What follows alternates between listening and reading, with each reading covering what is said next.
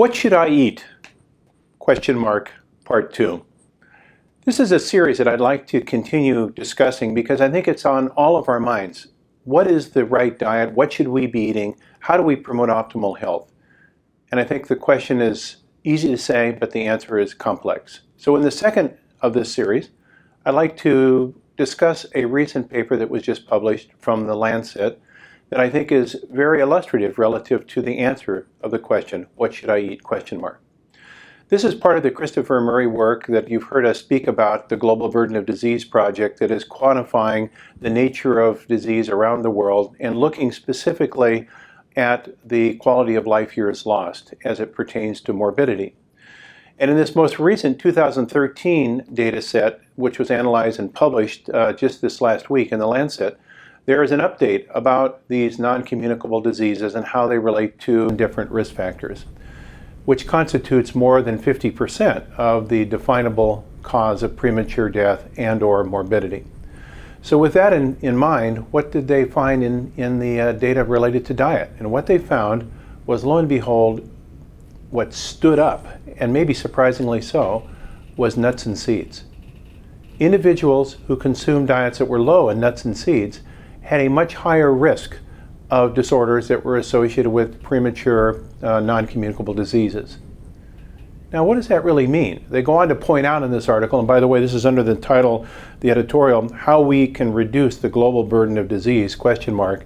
And this is following on to this the paper that I mentioned, which has the longer title, Global, Regional, and National Comparative Risk Data of 79 Behavioral, Environmental, and Occupational and Metabolic Risks of Clusters of Risk in 188 countries, the 1990 to 2013 Systematic Analysis of the Global Burden of Disease Study, 2013. Now that's a mouthful.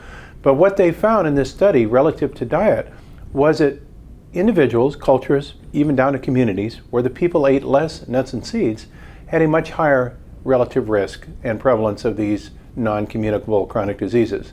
Now they go on to point out it's not just nuts and seeds. That's a marker really for dietary persuasion. People who eat less vegetable products, less unrefined things, less Mediterranean. In fact, they even cite the study done in Spain we've heard about in previous discussions in the New England Journal of Medicine that looked at the effect of the Mediterranean diet on cardiovascular disease.